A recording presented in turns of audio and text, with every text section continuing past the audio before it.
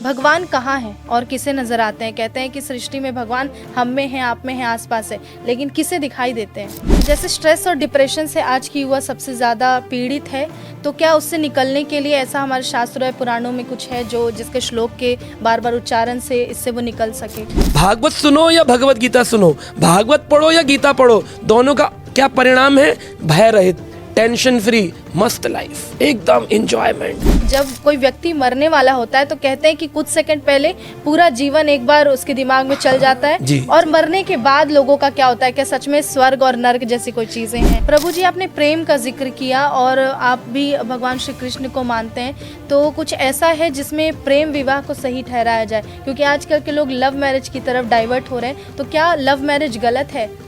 जाओ मैं तुम्हें भस्म कर दूंगा, तो आप भस्म नहीं होंगी, क्योंकि आज ब्राह्मण वैसा रहा ही नहीं जैसे ब्राह्मण का बल होता था। बड़े तपोबली होते थे ब्राह्मण, साधना करते थे। कलयुग केवल नाम आधारा, सुमिर सुमिर नर उतर ही पारा। भगवत गीता और भागवतम आपने कहा, तो दोनों में फर्क क्या है? तो आजकल क्या है कि धर्म धंधा बनता जा रहा है, तो वैसे लोगों के लिए क्या कहेंगे? प्रेम प्रेम सब कोई कहे, प्रेम न जाने कोई, शीश काट हाथ ही दरहो, प्रेम कहावे सोई। अगर कोई व्यक्ति हरे कृष्ण महामंत्र का जप कर ले, हरे कृष्ण कृष्ण कृष्ण हरे हरे, हरे राम राम राम हरे हरे। मैं खुद एक साइंटिफिक व्यक्ति हूँ, मैंने साइंस पढ़ा है। आप अगर इसके फाइंडिंग्स देखेंगे, मैं तकरीबन 170-80 डॉक्टर हैं जो मेरे स्टूडेंट्स हैं, और उसमें साइकोलॉजिस्ट भी मेरे स्टूडेंट हैं, और वो स्टूडेंट्स आकर के हमें बताते हैं कि हमारे जीवन में बहुत ही बड़ा परिवर्तन आया जब से हमने भगवत गीता भागवत पढ़ना शुरू किया और हरे कृष्ण महामंत्र का जप प्रारंभ किया है। आजकल के समय में लोग जहां तरक्की की तरफ भाग रहे हैं, वहीं कहते हैं कि तरक्की के मामले में लोग अपने धर्म से जुड़ने से पीछे हटते जा रहे हैं, या फिर जुड़ाव खत्म होता जा रहा है, या भगवान से जुड़ने के लिए लोग दूसरे तरीके को अपनाते हैं। लेकिन आज हम उन्हीं उसूलों को दोबारा से जानने के लिए और बेहतर तरीके से समझने के लिए एक खास व्यक्ति से बातचीत करेंगे, और इसके लिए हमारे साथ मौजूद हैं यहाँ पर श्रीमान प्रशांत मुकुंद दास जी। सबसे पहले आपका बहुत बहुत स्वागत है। हरे कृष्णा निशा जी, थैंक यू सो मच, धन्यवाद। सबसे पहले आपसे जानना चाहेंगे कि अगर कोई व्यक्ति भक्ति का मार्ग चुनता है तो उसके लिए क्या कुछ करना पड़ता है? क्या दिन रात पूजा करना जरूरी है? नहीं, बिल्कुल भी ऐसा नहीं है। ये एक प्रकार की भ्रांत धारणा है जी। कि व्यक्ति को अगर भगवान की प्राप्ति करनी है तो उसको अपना सब कुछ छोड़ना पड़ता है। जी।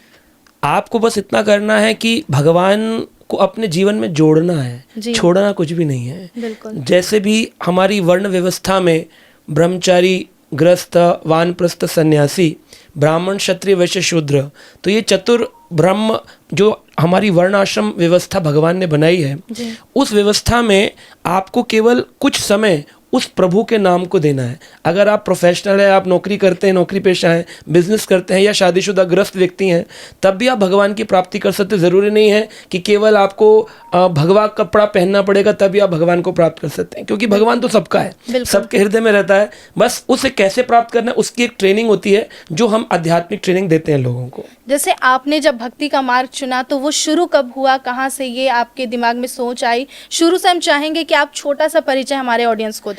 मैं जो हूँ एक ब्राह्मण परिवार से आता हूँ जी। मथुरा के चतुर्वेदी ब्राह्मण से हम लोग, और शुरू से ही हमारे घर में हमारी दादी, हमारे पिताजी, सब लोग शास्त्र पढ़ा करते थे, परंतु मैंने कभी उसमें उतनी रुचि नहीं दिखाई।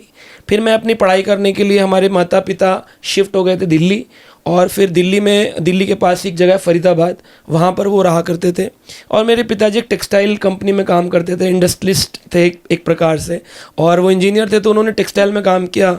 लेकिन घर में हमेशा कहीं ना कहीं हमारी शास्त्रिक चर्चा होती थी, शाम को बैठकर गीता या भागवत पर चर्चा होती थी। हमारी दादी पुराण पढ़ा करती थी।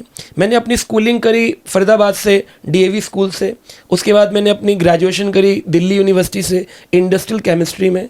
उसके बाद मैंने अपना एमबीए किया सिम्बायोसिस पुणे से, और मैं फार्मा की विशेष पढ़ाई करने के लिए लंदन गया।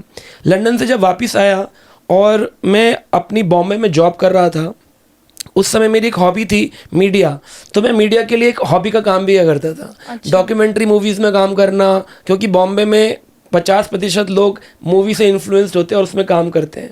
तो मेरे कॉलेज के दिनों में ही मेरा थिएटर के बड़ी रुझान था, तो मैंने थिएटर के साथ साथ कुछ डॉक्यूमेंट्री फिल्म्स करना और अपनी जॉब के साथ भी वो कंटिन्यू रखा। लेकिन उस काल में कुछ ऐसी परिस्थिति उत्पन्न हुई कि कहते हैं ना, जब व्यक्ति को कोई बात लगती है किसी की या लात पड़ती किसी की तो एकदम आदमी झकझोर देता है। तो मुझे लगा क्या ये जीवन है, क्योंकि मीडिया वर्ल्ड में देख रहे हैं यहाँ पर भी एक प्लास्टिक स्माइल के साथ लोग घूम रहे हैं, वह वाली प्रसन्नता, वो खुशी नहीं है लोगों के जीवन में। और उधर मैं फार्मा इंडस्ट्री के एमएनसी में काम कर रहा हूँ, बड़े पद पर हूँ, लंदन देख कर आया हूँ, भारत देख रहा हूँ, लेकिन खुशी कहीं नहीं मिल रही है। तो उसी काल में मुझे एक व्यक्ति मिले जिन्होंने मुझे इस्कॉन की भगवत गीता प्रदान करी, और वो भगवत गीता का सफ़र जब मैंने पढ़ना प्रारंभ किया, मुझे ऐसे लगा मेरे जीवन के सारे प्रश्नों के उत्तर मुझे मिल रहे हैं, जिनको मैंने एक बाहरी रूप से तो अपने परिवार में देखा था, लेकिन उनकी आंतरिक भावना क्या है ये मुझे उस भगवत गीता से पता चली। और फिर उसके बाद वो सफ़र आगे बढ़ने लगा। सन 2002 से मैंने भगवत गीता पढ़ना शुरू किया, और फिर धीरे धीरे वह क्रम सन 2010 तक मैंने अपने कार्य क्षेत्र के साथ में अपने आध्यात्मिक को पालन किया। लेकिन 2010 में मुझे लगा मैं इतना खुश रहता हूँ, इतने लोगों को मैं इसके बारे में बताता हूँ, क्यों ना मैं अपना पूरा जीवन इस कार्य के लिए छोड़ दूँ। मुझे अब जगत कल्याण के लिए जीवन जीना है, मुझे अपने कल्याण और अपने धन के लिए जीवन नहीं जीना है। तो मैंने जितना भी कमाया था उसको एक सेविंग अकाउंट में रखा। माता पिता भी अच्छे कमाने वाले घर से थे, तो ऐसा नहीं था कि अगर नहीं कमाऊंगा तो रोटी कैसे चलेगी। तो ऐसी अवस्था में भगवान ने ऐसी परिस्थिति बनाई, और मेरा विवाह भी हो चुका है। अच्छा। और मेरी जो पत्नी और मेरे बच्चे हैं उन लोगों ने भी कभी मुझे अपोज नहीं किया कि भाई तुम ये काम नहीं कर सकते हो। तो वो भी चाहते थे कि आप जगत कल्याण करना चाहते हो करो, हम आपके साथ हैं। तो बिल्कुल जिसे कहते हैं ना मिनिमल धन के साथ और मैक्सिमम रीच कर रहे हैं आज इंटरनेशनल लेवल पर अपने गुरु महाराज और अपने वैष्णवों की कृपा से। हम इस भगवत गीता और भागवत के ज्ञान को अलग अलग प्लेटफॉर्म्स पे, चाहे वो ऑफिसेज हों, कॉरपोरेट्स हों, डिफेंस फील्ड हो, डॉक्टर्स के हॉस्पिटल्स हों, कॉलेजेस हों, यूनिवर्सिटीज़ हों, और भागवत सप्ताह के कार्यक्रम हो, मैं सभी कार्यक्रम 2010 से तकरीबन पिछले 15 साल से फुल टाइम पूर्ण रूपेण यही काम करता हूँ, और मैं बहुत खुश हूँ। कुछ लोग एथिस्ट यानी कि नास्तिक बनते जा रहे हैं, भगवान से दूरी बनाते जा रहे हैं, और कुछ लोगों का कहना है कि जरूरी नहीं है कि भक्ति मार्ग चुनकर ही हम तरक्की के रास्ते पे जा सकते हैं। तो हम चाहेंगे आप लोगों को ये बताएं कि क्या जरूरी है जीवन के हर पहलू को पीछे जो ज्ञान मिल चुका है हमारे शास्त्रों से उसके अनुसार ही चले। देखो, अगर आप नास्तिक हो जाओगे तो नास्तिक होने में सबसे बड़ा प्रॉब्लम यह है कि जब आप फ्रस्ट्रेट होते हो तो उस समय आपके पास में कोई ऐसा रास्ता नहीं होता जिसके पास आप जाकर के प्रार्थना कर सको या अपने मन को शांत कर सको। मैं कहता हूँ चलो भगवान मान लिया कि नास्तिक के हिसाब से कि नहीं है, वैसे तो शास्त्रिक प्रमाण है कि भगवान है। आप वेद उठा लीजिए, पुराण उठा लीजिए, गीता उठा लीजिए, जिसको एडवोकेट भी हाथ रख के कसम खाते हैं कि मैं सच कहूँगा, सच के सिवा कुछ नहीं कहूँगा, ऐसा क्रिमिनल से कहलवाते हैं। अभी आजकल वो ऐसा नहीं करवा रहे, लेकिन कई सारे कोर्ट्स में ऐसा पालन किया जाता था पहले। तो उस भगवत गीता के ऊपर स्पर्श करने मात्र से व्यक्ति को जानते थे ये सच बोलेगा, लेकिन उसमें क्या लिखा है क्या वो सच नहीं है। तो भगवान कृष्ण ने कहा कि मैं जो हूं इस पूरी योनियों का, सर्व योनिषु कौन्तु हे कुंती पुत्र, जितनी योनियां हैं अहम बीज पदा पिता, मैं उनका पिता हूं। अब अपने पिता को भूल करके कोई बच्चा कैसे खुश रह सकता है? अगर मान लीजिए वो बच्चा बोलता है मैं माँ बाप की बात नहीं मानता, मैं देखना नहीं चाहता हूँ, मैं अमेरिका में सेटल हो जाना चाहता हूँ, जब वो फ्रस्ट्रेट होगा ना, जब वो टूट जाता है इस समाज में, तो उसको एक वक्त ऐसी ज़रूरत होती है, चाहे कितना पैसा हो। फ्रस्ट्रेशन जरूरी नहीं है कि पैसे वाले के पास नहीं आता है, हर व्यक्ति फ्रस्ट्रेट होता है। अपनी अपनी कैटेगरी में हर व्यक्ति के लिए अलग अलग फ्रस्ट्रेशन है। एक व्यक्ति हो सकता है धन से फ्रस्ट्रेट हो, एक व्यक्ति हो सकता है सोशल रिलेशनशिप से फ्रस्ट्रेट हो, उसकी पत्नी उसके साथ अच्छा व्यवहार नहीं करती है। बड़े हाई प्रोफाइल लोग हैं लेकिन उनकी पत्नी के कई अलग अफेयर चल रहे हैं, और व्यक्ति हमने फ्रस्ट्रेट है कि मेरी पत्नी के साथ मुझे वो प्रेम नहीं मिल रहा। कई एक फैमिलीज को मैं जानता हूँ, कई सारी बड़ी धनवान है, 100 करोड़ 200 करोड़ 500 करोड़ के व्यापारी हैं, 3 फ्लोर बना रखे हैं बड़े बड़े हाई प्रोफाइल बॉम्बे में। एक फ्लैट में लड़की रहती है, एक में पत्नी रहती है, एक में वो खुद रहते हैं। फोन करके बुलाते हैं लेकिन वो आते नहीं, कहते हमारे पास टाइम नहीं है। तो इतने धन के बाद भी फ्रस्ट्रेटेड देखे हैं मैंने लोग। तो ऐसे समय पर उन लोगों को भक्तों का साथ, भगवान का साथ, उनको लगता है हाँ मैं बच गया, वरना एक ही रास्ता है आत्महत्या।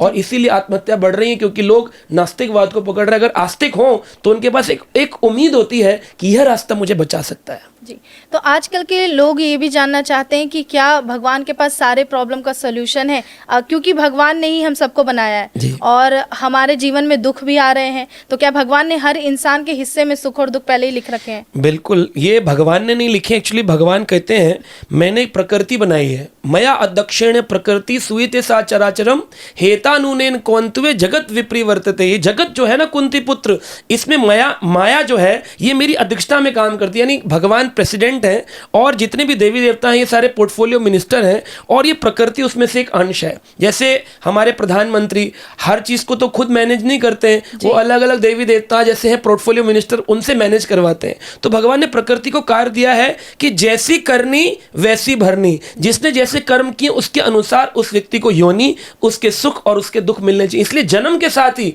हर व्यक्ति अपने एक फिक्स्ड अमाउंट ऑफ सुख और दुख लेकर के आता है। अब उसको कैसे मिलेंगे ये उसकी परिस्थितियों पर निर्भर करता है। एक बड़ा आदमी कोई पैसे वाले घर में जन्म लिया है उसी काल समय में, और एक गरीब घर में जन्म लिया है उसी काल समय में, ज्योतिष गणना के अनुसार दोनों को सुख और दुख बराबर मिलने चाहिए। इसके सुख अलग प्रकार के होंगे, इसके सुख अलग प्रकार के होंगे। एक व्यक्ति जिसके पिताजी 10,000 रुपये कमाते हैं उसको 500 रुपये मिल जाए तो बड़ा खुश होता है कि आज मेरा जीवन बड़ा अच्छा है। एक व्यक्ति जिसके पिताजी लाखों रुपए कमाते हैं, जो उनको अगर कोई 50,000 भी दे तो कहते हैं आज कुछ कमाई नहीं हुई ढंग की।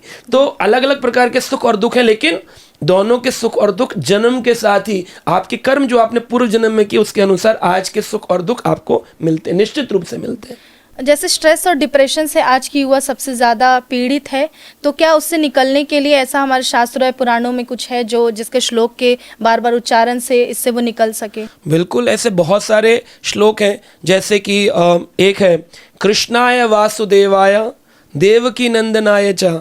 भगवान कृष्ण जो वासुदेव जी के पुत्र हैं, कृष्णाय वासुदेवाय देवकी नंदनाय च नंद गोप कुमाराय गोविंदाय नमो नमः। इसी का एक श्लोक है कृष्णाय वासुदेवाय हराय परमात्मने प्रणत कलेश नाशाय गोविंदाय नमो नमः। अगर इस मंत्र का उच्चारण किया जाए कृष्णाय वासुदेवाय हराय परमात्मने, हे परमात्मा मेरे सारे के सारे दुख को हरण करो, प्रणत कलेश नाशाय, जितने क्लेश जितनी भी व्याधियां जितनी भी तकलीफें मेरे जीवन में चल रही हैं, गोविंदाय नमो नमः। इस मंत्र का जाप ऐसा नहीं है, ये साइंटिफिक है। अगर कोई व्यक्ति हरे कृष्ण महामंत्र का जप कर ले, हरे कृष्ण कृष्ण कृष्ण हरे हरे, हरे राम राम राम हरे हरे। मैं खुद एक साइंटिफिक व्यक्ति हूँ, मैंने साइंस पढ़ा है। आप अगर इसके फाइंडिंग्स देखेंगे, मैं तकरीबन 170-80 डॉक्टर हैं जो मेरे स्टूडेंट्स हैं, और उसमें साइकोलॉजिस्ट भी मेरे स्टूडेंट हैं, और वो स्टूडेंट्स आकर के हमें बताते हैं कि हमारे जीवन में बहुत ही बड़ा परिवर्तन आया जब से हमने भगवत गीता भागवत पढ़ना शुरू किया और हरे कृष्ण महामंत्र का जप प्रारंभ किया है। और ये साइंटिफिक स्टडी है। 2 ग्रुप लिए गए, एक ग्रुप को बोला आप जप करो, दूसरे ग्रुप को बोला आप जप मत करो। दोनों कोई बीमारी समान है। जैसे मान लीजिए कोई शारीरिक बीमारी से पीड़ित है या मानसिक बीमारी से पीड़ित है, 50 लोग ऐसे लिए 50 ऐसे लिए, इनको दवाइयां दी, इनको कोई दवाई नहीं दी, इनको बोले केवल जप करो। तो फर्क ये पता चला कि जो लोग दवाई ले रहे थे उनसे ज्यादा जल्दी हरे कृष्ण महामंत्र जपने वाले लोगों के अंदर परिवर्तन महसूस किया गया। और ये साइंटिफिक फाइंडिंग्स है। डॉक्टर हमारे साइंस, जो कि खाली इंडियन डॉक्टर्स नहीं, एक डॉक्टर रंगनाथ स्वामी हैं, उन्होंने भारत में ये स्टडी करी, और एक हैं हमारे विदेशी डॉक्टर, उन्होंने भी ये स्टडी करी ब्राज़ील के अंदर। और आप गूगल में जाएंगे, सर्च कर सकते हैं, दोनों स्टडीज़ आपको मिलेंगी। आप कहेंगे तो मैं आपको बाद में स्टडीज़ दे दूंगा जो आप अपने ऑडियंस को पोस्ट कर सकते हैं। जी, भगवत गीता और भागवतम आपने कहा, तो दोनों में फ़र्क क्या है? भगवत गीता देखिए वह ज्ञान है जो भगवान श्री कृष्ण ने अर्जुन को दिया। कौन से काल में दिया? जब अर्जुन पूरी तरह से फ्रस्ट्रेटेड है आज के युवा की तरह कि मैं करूं क्या, सामने अपनी जमीन मांग रहा हूं, अपना हक मांग रहा हूं, उसके लिए भी मेरा भाई, मेरा जो कजिन ब्रदर है दुर्योधन, वो मुझे देता नहीं है। ऐसी अवस्था में वो कहता है लड़ो और फिर प्राप्त करो। भगवान ने तो कहा था कि 5 गांव दे दो, ये लोग अपना सुकून से रह लेंगे। तो दुर्योधन ने कहा 5 गांव नहीं, सुई की नोक के बराबर भी नहीं दूंगा, अगर इतना भी स्थान चाहिए तो लड़ो और लो। ऐसी परिस्थिति में जब भाई लड़ने को तत्पर हो, व्यक्ति का क्या मेंटल लेवल होगा, तकलीफ कितनी होगी। ऐसे में कृष्ण ने उनको गीता का उपदेश दिया। यानी गीता का उपदेश रिटायरमेंट के बाद का ज्ञान नहीं है। किसका ज्ञान है? जो फ्रस्ट्रेशन में, जो डिप्रेशन में, जो अपने परिवारों में, अपने ऑफिसेज में, अपने कॉर्पोरेट करियर में, अपने पीयर ग्रुप से, अपने सबॉर्डिनेट से, हर व्यक्ति से जो दुखी है, वह व्यक्ति को रोज शाम को गीता पढ़ना चाहिए। तो ये 700 श्लोक जो कृष्ण ने कहे कुरुक्षेत्र की भूमि में महाभारत के युद्ध से पहले 45 मिनट में, इसको भगवत गीता कहते हैं। और श्रीमद् भागवत जो है ये भी फ्रस्ट्रेशन में उत्पन्न हुआ। ये परीक्षित महाराज जो पांडवों के आखिरी वंशज थे, यानी अभिमन्यु के पुत्र, अभिमन्यु का पुत्र थे परीक्षित महाराज। तो जो परीक्षित थे, उत्तरा की गर्भ से जब अश्वत्थामा ने ब्रह्मास्त्र छोड़ा तो उस काल में भगवान कृष्ण ने उत्तरा की गर्भ में प्रवेश करके परीक्षित की रक्षा करी थी। तब उस काल में उनका नाम था विष्णुरात, और सबकी गोदी में जाया करते थे तो देखते थे ये व्यक्ति तो वो नहीं है जिसने मेरी रक्षा करी थी। लेकिन जिस दिन कृष्ण हस्तिनापुर पहुंचे तो कृष्ण की गोदी में जब पुत्र रखा गया पांडवों का, तो देख करके खिलखिलाने लगा। बोले परीक्षण करता इति परीक्षित, ये सबका परीक्षण करता है कि कौन था जिसने मेरी गर्भ में रक्षा करी। तो सबसे पहले जो डिवोटी बने ना, आदमी कब भक्त बनता है? पैदा होने के बाद। ध्रुव बने 5 साल की उम्र में, प्रहलाद बने 5 साल की उम्र में, लेकिन परीक्षित भक्त बन गए थे माँ की गर्भ के अंदर ही। उन्होंने भगवान का दर्शन कर लिया था। ऐसे परीक्षित ने एक दिन जब वो अपने वन को जा रहे थे, एक जंगल के अंदर एक आश्रम देखा। वो आश्रम था शमीक ऋषि का आश्रम। तो उन्होंने बोला मुझे बड़ी प्यास लगी है, शिकार खेलने आया था, मुनिवर पानी दो। लेकिन शमीक ऋषि ध्यान में थे, उन्होंने ध्यान नहीं दिया। तो वो क्रोध में आकर के राजा ने एक मृत सर्प, मरा हुआ सर्प उठा करके शमीक ऋषि के गले में डाल दिया और चला गया। तो शमीक ऋषि जो थे, उनका पुत्र श्रृंगी जो कि केवल 11 से 12 वर्ष का था, वो जब लौटा बोला मेरे पिताजी की इतनी बेइज्जती किसने करी है? तो लोग बोले, वहाँ के जो औरतें बोले यहाँ का जो राजा है ना, वो उस राजा परीक्षित, उस समय वो चक्रवर्ती सम्राट थे, यानी पूरी पृथ्वी के 7 द्वीपों के राजा, 7 कॉन्टिनेंट्स के राजा थे परीक्षित। उन्होंने बोला कि उस राजा ने हमारे पिता की बेइज्जती करी है। हाथ में जल लिया गंगा का, बोला मैं संकल्प करता हूं 7 दिन में जिसने मेरे पिता के गले में मृत सर्प डाला है ना, उसको सर्पों का राजा तक्षक आकर के भस्म कर डालेगा। अब ब्राह्मण का दिया वो श्राप, आजकल तो ब्राह्मण का पतन हो गया, कोई श्राप काम नहीं करता है, लेकिन उस समय ब्राह्मण का श्राप काम करता था। और श्रृंगी से ही श्राप घट गया, क्योंकि श्रृंगी जो ब्राह्मण था उसको क्रोधी नहीं होना चाहिए, ब्राह्मण का कार्य है संतुष्टि, लेकिन ये ब्राह्मण क्रोधी हो गया। तो शमीक ऋषि ने कहा श्रृंगी तुम क्रोधी हो गए हो ना, आज से ब्राह्मणों के श्राप का दम खत्म हो जाएगा। तब से ब्राह्मणों के श्राप का दम खत्म हो गया। मैं बोलूं जाओ मैं तुम्हें भस्म कर दूंगा तो आप भस्म नहीं होंगी, क्योंकि आज ब्राह्मण वैसा रहा ही नहीं जैसे ब्राह्मण का बल होता था। बड़े तपोबली होते थे ब्राह्मण, साधना करते थे। तो आज का समाज का परिवेश बदल गया। तो उस समय परीक्षित को जब पता चला, परीक्षित भगवान के भक्त थे, वो युद्ध कर सकते थे, वो भी श्राप दे सकते थे कि मैंने भगवान को गर्भ में देखा, जा तुम भस्म हो जाओ। लेकिन उन्होंने श्रृंगी को विपरीत परिस्थिति में कोई श्राप, कोई लड़ाई झगड़ा नहीं किया।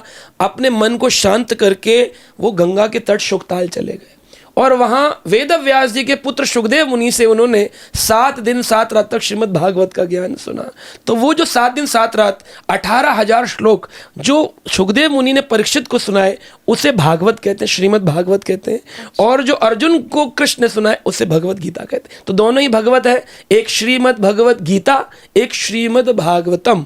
तो भागवतम में 18,000 श्लोक हैं, भगवत गीता में 700 श्लोक हैं। वो कुरुक्षेत्र में बोली गई, ये शुकताल में बोली गई। वो 45 मिनट में बोली गई, ये 7 दिन 7 रात में बोली गई। पर दोनों का फल क्या मिला? अर्जुन से कृष्ण ने पूछा अब कैसा लग रहा है गीता सुनने के बाद, लड़ोगे कि नहीं लड़ोगे, परिस्थिति में टेंशन है कि नहीं है? अर्जुन कहते हैं प्रभु आपका जो ये प्रसाद मिला है ना, नष्ट मोहा स्मृति लब्धा, मेरा मोह नष्ट हो गया है, कोई नहीं है मेरा इस संसार में, कोई नहीं अपना है, ये जग सपना है, अब मेरा कोई नहीं है, केवल प्रभु आप मेरे हैं जिन्होंने मेरी सहायता करी है, अब मैं युद्ध करने को तैयार हूं जी। तब उसका मोह नष्ट हुआ। ऐसे ही परीक्षित जो मृत्यु से डर रहे थे, तो 7 दिन बाद सुखदेव ने पूछा अब डर लगता है भय से, भय लगता है मृत्यु से? तो बोले कि मृत्यु तो उसकी होती है ना सुखदेव मुनि जिसका जन्म होता है, मेरा तो जन्म ही नहीं हुआ, क्योंकि मैं तो एक आत्मा हूं।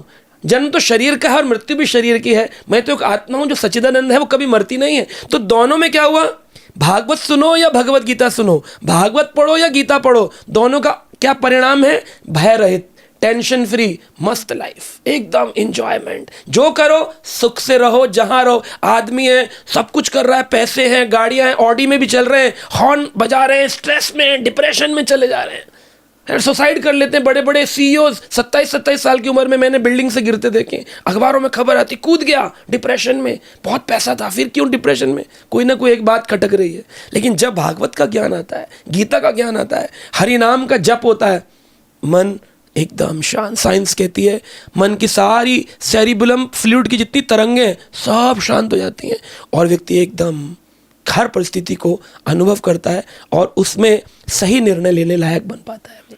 भगवान कहाँ है और किसे नजर आते हैं? कहते हैं कि सृष्टि में भगवान हम में है, आप में है, आसपास है, लेकिन किसे दिखाई देते हैं? भगवान देखने वाले को दिखते हैं, जैसे अनेक शास्त्रों में प्रमाण है। हरि व्यापक सर्वत्र समाना, गोसाई जी ने कहा, तुलसीदास जी ने, हरि व्यापक सर्वत्र समाना, प्रेम से प्रकट हो ही मैं जाना। जो प्रेम करेंगे ना भगवान से, उनके लिए प्रकट होंगे। एक बार ऐसा ही प्रश्न एक राजा ने अपने मंत्री से किया कि कहाँ है तुम्हारा भगवान, दिखता क्यों नहीं है, कहाँ है, अगर है तो तकलीफों में आता क्यों नहीं है। तो मंत्री बड़े दुखी थे कि मैं कैसे इस प्रश्न का उत्तर दूं। राजा ने ऐसा प्रश्न किया, मैं भगवान कैसे दिखाऊं, उनको दिखाने के लिए प्रेम होना चाहिए प्रभु के प्रति। तो वो बड़े परेशान थे, अपने पुत्र से बोले, बेटा मैं क्या करूं। उनका पुत्र बोला, पिताजी आप टेंशन मत लो, मैं जाऊंगा इस प्रश्न का उत्तर दे दूंगा जी। तो अगले दिन वो गया, उसने बोला, राजा जी मैं आपको भगवान दिखा सकता हूँ। बोला सच में? बोले हाँ दिखाओ। बोले उसके लिए मुझे एक दूध का भगोना, मथने वाला जो भगोना होता है जिसमें दूध होता है, वो मंगवाना होगा। राजा ने कहा ठीक है लाओ।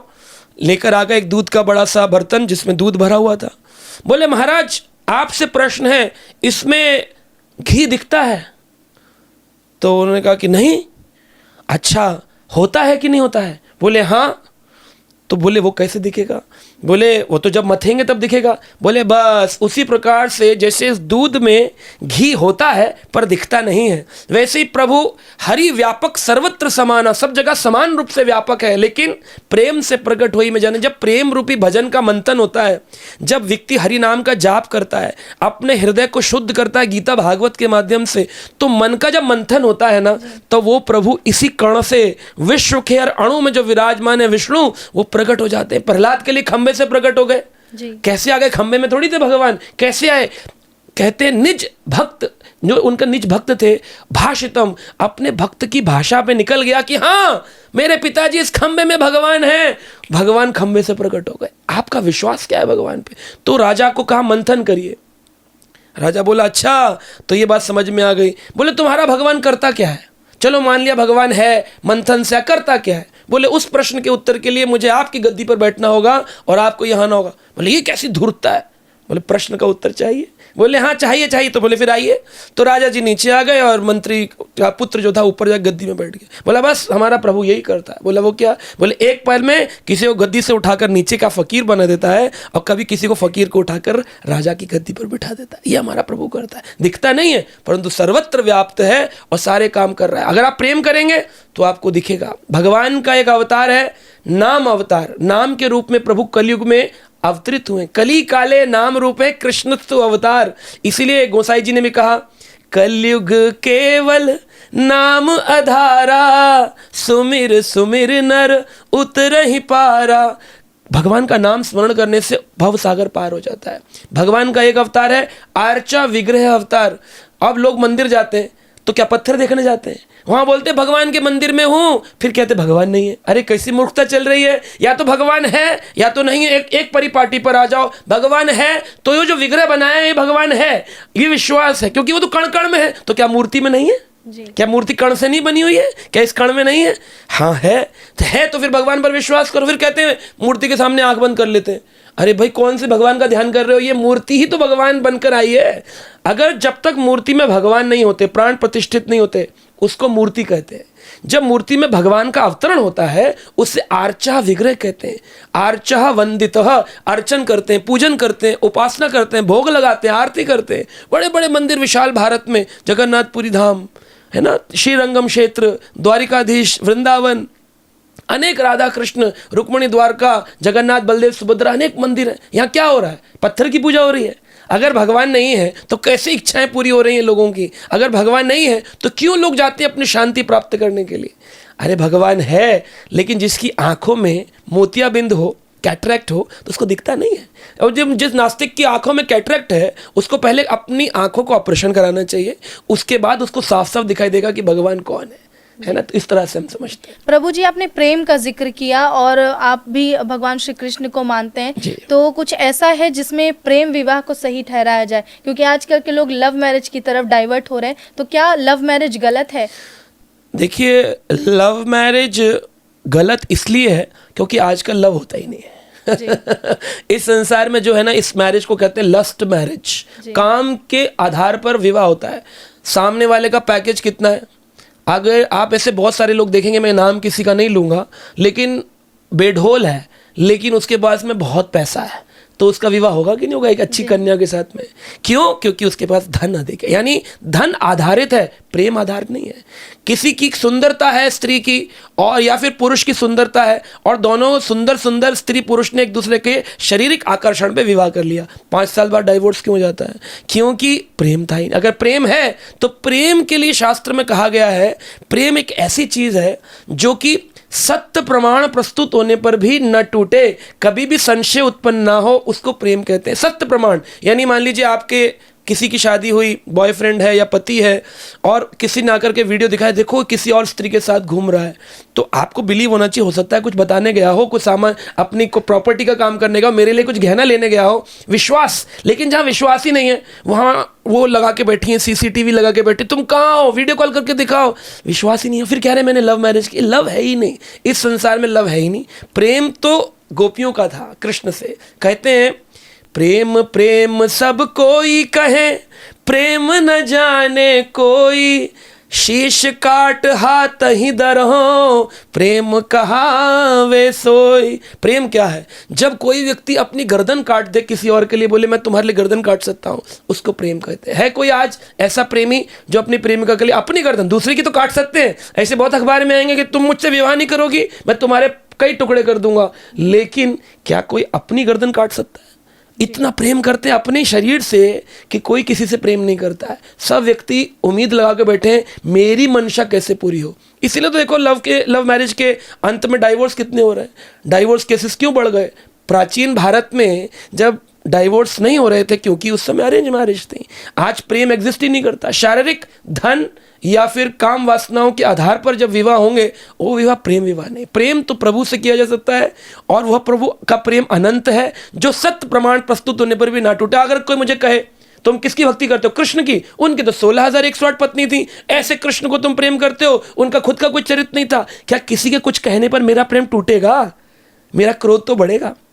लेकिन कोई स्त्री या पुरुष उसके पार्टनर के लिए कोई आकर बोले तो उनका प्रेम बढ़ता है या क्रोध बढ़ता है? और तुरंत उनका प्रेम घट जाता है, क्रोध बढ़ जाता है, क्योंकि प्रेम एग्जिस्ट ही नहीं करता जी। तो ये है। तो आजकल क्या है कि धर्म धंधा बनता जा रहा है, तो वैसे लोगों के लिए क्या कहेंगे? देखिए हर जगह कलयुग का प्रकोप है, और कलयुग बढ़ेगा। जैसा सतयुग से त्रेता, त्रेता से द्वापर, द्वापर से कलयुग। जब कलयुग का प्रवेश हुआ ना, तो परीक्षित महाराज, जिसका मैंने आपको जिक्र किया, वहाँ परीक्षित महाराज, यही मेरठ के पास एक स्थली है, और वहाँ पर लिखा भी है कलयुग की प्रवेश स्थली, और उस जगह का नाम है परीक्षितगढ़। कभी समय रहे तो आप दर्शन करिए। परीक्षितगढ़ में बहुत बड़ा एक वट वृक्ष है, उसमें से एक डाल निकलती है, उसमें से फिर एक डाल निकलती है, फिर एक डाल निकलती है, बहुत बड़ा घना जंगल है। वहाँ पर कलयुग प्रवेश स्थली है। कलयुग जब आया, उसने एक राजा का वेश बनाया, काले कपड़े पहने, हाथ में तलवार ली, और वो एक गाय और बैल को मार रहा था। तो परीक्षित महाराज चक्रवर्ती सम्राट घूम रहे थे कि अधर्म ना हो, मेरे राज्य में अधर्म ना हो। उन्होंने देखा, अरे कौन हो भाई, तुम गाय और बैल को मार रहे हो, ऐसा क्यों कर रहे हो? तो बोले गाय कौन है? बोले गाय पृथ्वी माता का प्रतिस्वरूप है। बैल कौन है? बैल धर्म का प्रतिस्वरूप है, उसके 4 पैर, धर्म के 4 नियम है। कौन कौन से नियम? सबसे पहला नियम है धर्म का दया, दूसरा है स्वच्छता, तीसरा है तपस्या, चौथा है सत्यता। तो इन 4 धर्म के पैरों पर धर्म टिका हुआ है। उसने बैल के 3 पैर तोड़ दिए थे और आखिरी पैर पर डंडे मार रहा था। परीक्षित बोले रुक जाओ, गौवंश के साथ ऐसा कर रहे हो, मैं तुम्हें अपनी इस साम्राज्य में आने नहीं दूंगा। कलयुग हंसने लगा, बोला महाराज ऐसा तो हो ही नहीं सकता कि हमारा प्रवेश ना हो, हमें प्रवेश करने का मौका दीजिए, क्योंकि यह तो काल क्रम में होना ही है। सतयुग के बाद त्रेता, त्रेता के बाद द्वापर, द्वापर के बाद कलयुग तो आएगा ही आएगा। परीक्षित ने कहा ठीक है, अगर आओगे तो आओ, लेकिन तुम्हें रहने के लिए मैं जो स्थान दूंगा उन्हीं स्थान में रहना पड़ेगा। बोले कौन से स्थान? बोले जहां धर्म के 4 पैर टूटते हो वहीं रह सकते हो। बोले कहाँ रह सकते हो? तो बोले जहां दया टूटती हो। कहाँ टूटती है दया? बोले दया टूटती है मांसाहार का सेवन, किसी जीव प्राणी की हत्या करने पे दया टूट जाती है। बोले वहां रह लो जहां मांसाहार हो। दूसरा, जहां पर स्वच्छता ना हो, स्वच्छता कहाँ चली जाती है? जब एक स्त्री दूसरे पुरुष का आलिंगन करती है अपने पुरुष के होने के बाद, एक पुरुष अपनी पत्नी के होने के बाद दूसरी स्त्री के पास जाता है, ऐसे व्यभिचार से स्वच्छता चली जाती है, मन की स्वच्छता गंदी हो जाती है। तो उन्होंने कहा तुम व्यभिचार स्त्री के साथ या व्यभिचार पुरुष के स्थान पर रह सकते हो। तीसरा बोले तपस्या जहाँ ना हो। कहाँ नहीं होती तपस्या? जहाँ मदिरा पान होता है। मदिरा पीने के बाद लोग हैंग आउट करते हैं, सुबह सुबह नींबू पानी पीते हैं, 8-8 9-9 बजे उठते। कल रात को 2 बजे पार्टी करी थी, वो सोचते हैं हम बड़ा अच्छा काम कर रहे हैं, उन्हें पता नहीं है नरकों में जाकर के लोहा जंग नामक नरक में ये जो मदिरा का आज स्वाद ले रहे हैं, इसी को पिघलाकर सोना और लोहा बनाकर गले में डाला जाएगा और बहुत यातनाएं सहनी पड़ती हैं। तो उन्होंने कहा तुम मदिरा पान स्थली में रह सकते हो। और चौथा बोले जहाँ सत्यता ना रहती हो। कहाँ नहीं रहती? बोले जहाँ जुआ खेला जाता है वहाँ सत्यता नहीं रहती। इसीलिए इस्कॉन संस्था में हमारे किसी भी व्यक्ति को दीक्षा प्राप्त करने के लिए इन 4 नियमों का पालन करना पड़ता है। मांसाहार नहीं खाना, हमें नशा नहीं करना, पर स्त्री पर पुरुष संग नहीं करना और जुआ नहीं खेलना। अगर ये 4 नियम आप पालन करो और भगवत नाम लो तो आप इस्कॉन संस्था गौड़ीय वैष्णविज्म में आप ज्वाइन कर सकते हो, आप भक्त बन सकते हो। अन्यथा इन 4 जगहों पर कौन रहते हैं? ये कलयुग की स्थली है। तो अब जो धर्म के नाम पर धंधा कैसे हो गया? जब इस संसार के लोग जिनके मन में इन 4 स्थानों से, आप देखता है मैंने कई जगह देखा, एक तरफ तो लोग भगवान के नाम का कीर्तन और जगराते कर रहे हैं और टेंट के पीछे आकर के वो लोग मदिरा पान कर रहे हैं। आप सोचिए मदिरा कौन सा स्थान है जहाँ कलयुग का वास है?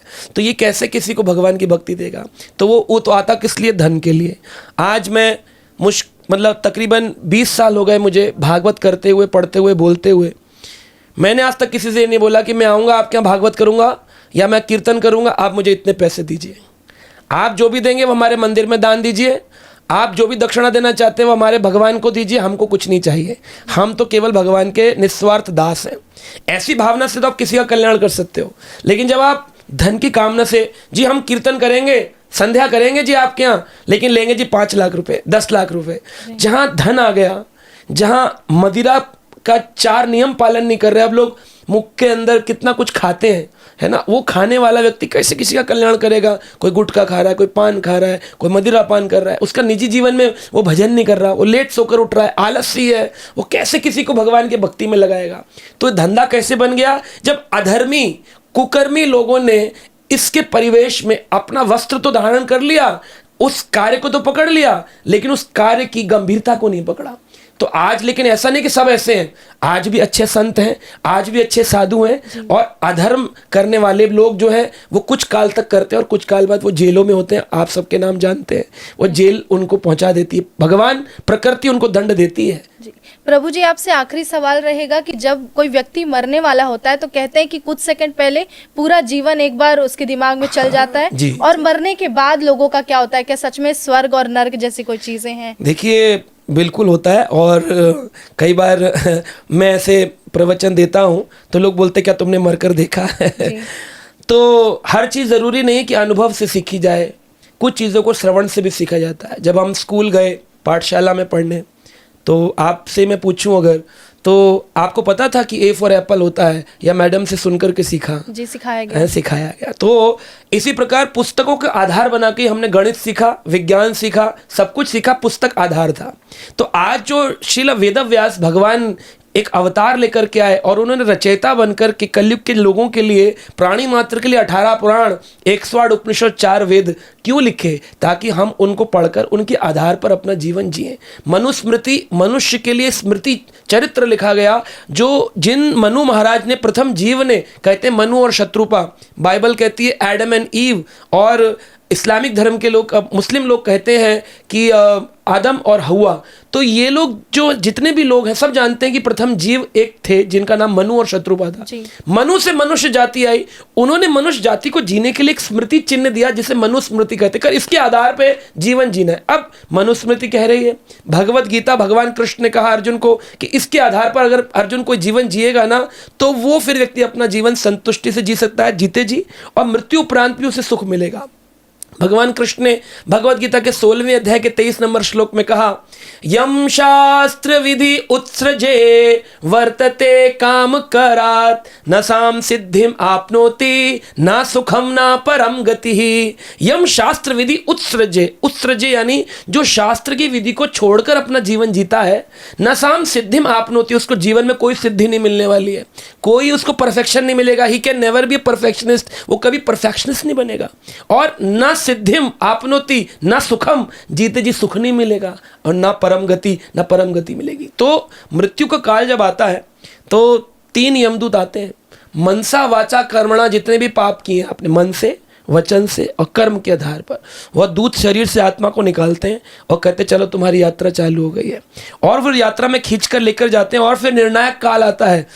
वो सभी धर्म ग्रंथों में लिखा है, ऐसा नहीं कि केवल सनातनी धर्म ग्रंथों में, इस्लामिक, ईसाई, सब मुस्लिम, सभी धर्मों ग्रंथों के अंदर इसका वर्णन है। कहते हैं जन्नत है कि दोजख है, हेल है कि हेवन है, स्वर्ग है कि नरक है। अब व्यक्ति बोलता है अनुभव करके देखेंगे जी, हमने तो देखा नहीं है। उनसे प्रश्न करना चाहिए, क्या आपने अमेरिका गए? सारे लोग तो अमेरिका नहीं। क्या सबने बर्मुडा ट्रायंगल देखा है? क्या सबने ब्लैक होल देखा है? क्या सबने सूरज के गर्मी के अंदर जाकर देखा है कि वहाँ हीलियम गैस होती है? क्या किसी ने चंद्रमा पर जाकर देखा है कि बस एक किसी ने बोल दिया और हमने सुन लिया? तो किसी व्यक्ति के अनुभव के आधार पर और पुस्तक के आधार पर हम इस ज्ञान को लेते हैं।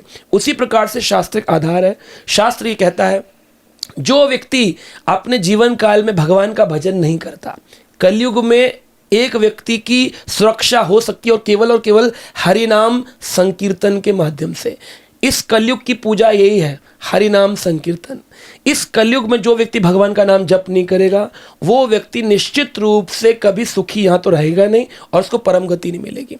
आज आपने पुण्य किए, आदमी कहता है पिछले जन्म में बड़े पुण्य किए होंगे इसलिए आज इतना अच्छा घर मिला है, परिवार मिला है। तो पिछले जन्म में जो पुण्य किए उसका फल मिल रहा है ना, इसका मतलब ये शास्त्रिक बात है। तो एक शास्त्र की बात मानते हैं, पुण्य मिलते हैं, यह नहीं मानते कि स्वर्ग होता है, नरक होता है। अरे भाई, पुण्य अगर पिछले जन्म के हैं, या चाइल्ड प्रोजेडी आकर चलता है ना कि भाई बचपन से गूगल चाइल्ड है, सब कुछ याद है, अरे पिछले जन्म का है, पिछले जन्म। तो पिछले जन्म का रीइंकार्नेशन कहां से पता चला? शास्त्र से पता चला। तो शास्त्र की एक भाग को तो मानते हैं, कि एक भाग को नहीं मानते जिसमें कहते हैं कि अगर गलत करोगे तो नरक जाओगे। तो दूसरे भाग को भी मानना है। इसको कहते हैं अर्ध कुकुटी न्याय, यानी मुर्गी का आधा भाग। 2 मित्र थे, दोनों ने एक मुर्गी ले ली और बोले बिजनेस करेंगे। क्या बिजनेस करेंगे? बोले कि मैं दाना खिलाऊंगा, पीछे से अंडा निकलेगा, तुम बेच करके जो पैसा लाओगे उसको दोनों आधा आधा बांट लेंगे। तो जो दाना खिलाता था वो बोला मेरा मित्र बड़ा कंजूस है, अंडे लेके बेचता पर धन कभी देता नहीं, तो मैं क्या करता हूँ कि मैं ना मुर्गी को आधा काट देता हूँ, इसका वाला ये रख ले, मेरा वाला मैं रख लेता हूँ। तो मुर्गी को आधा काट दिया। आप बताइए, वो ना उसके काम की रही। अभी लोगों ने क्या किया, शास्त्र को आधा काट दिया है। पूजा पाठ कर रहे हैं, अगरबत्ती दिया कर रहे हैं, लेकिन ये नहीं मान रहे हैं कि शास्त्र का अंतिम उपदेश क्या है। श्रीमद् भागवत का अंतिम उपदेश है नाम संकीर्तनम यस्य सर्व पाप प्रणाशनम। अगर तुम नाम संकीर्तन नहीं करोगे, तुम्हारे पाप कभी क्षय नहीं होंगे, खत्म नहीं होंगे। और पाप क्षय नहीं हुए तो अगले जन्म में क्या मिलेगा? अच्छे करने से अच्छा मिल रहा है तो बुरे करने से बुरा भी तो मिलेगा। अच्छे करके स्वर्ग जाओगे, बुरे करके नरक जाओगे। स्वर्ग और नरक क्या है? ट्रेनिंग ग्राउंड है, ट्रेनिंग ग्राउंड। आज धनवान परिवार में आना है ना, तो पहले एक व्यक्ति आत्मा ऊपर जाएगी, उसका निर्णय होगा, उसको स्वर्ग में भेजकर ट्रेनिंग दी जाएगी। अब तुम अच्छे से रहना सीखो, बड़े सोफे पर रहना सीखो, एसी में रहना सीखो। एक गरीब आदमी जो रोड पे फ्लाईओवर के नीचे सो रहा है, उसको एसी में सुलाओ, नींद नहीं आएगी, उसको ठंड लगेगी। लेकिन जो आदमी एसी में सो रहा है, उसको जमीन पर सुलाओ, उसको वहां नींद नहीं आएगी। तो अगर रईस आदमी कमरा बंद एसी में गलत काम करेगा तो उसको दंड मिलेगा। नरक में ट्रेनिंग होगी कि एक पशु का जीवन कैसा है, एक गरीब व्यक्ति का जीवन कैसा है, उसकी ट्रेनिंग होकर फिर वो नीचे पृथ्वी पर अपना जीवन जिएगा। ऐसे ही कोई गरीब आदमी भगवान की आराधना करता है, पुण्य करता है, उसको स्वर्ग में ट्रेनिंग होगी कि तुम अच्छा व्यक्ति, धनवान जीवन कैसे जी सकते हो। लेकिन इन दोनों से परे, स्वर्ग और नरक से परे, जो भगवान का भजन करेंगे वो स्वर्ग नरक से परे भगवान के धाम की प्राप्ति करेंगे। उनको इस जन्म मृत्यु के चक्र में पुनः आना ही नहीं पड़ेगा। तो ये हमारे साथ आज खास बातचीत के लिए मौजूद थे श्रीमान प्रशांत मुकुंद दास, और आपका बहुत बहुत धन्यवाद कि आपने इस कार्यक्रम में जुड़कर शोभा बढ़ाई, और साथ ही आप लोगों ने जो कुछ सुना उसको आचरण करके आप अपनी ज़िंदगी को और भी ज़्यादा साधारण और सुखमय बना सकते हैं। बाकी इसी तरह जुड़े रहें सच टॉक के साथ। जय श्री कृष्ण। हरे कृष्णा।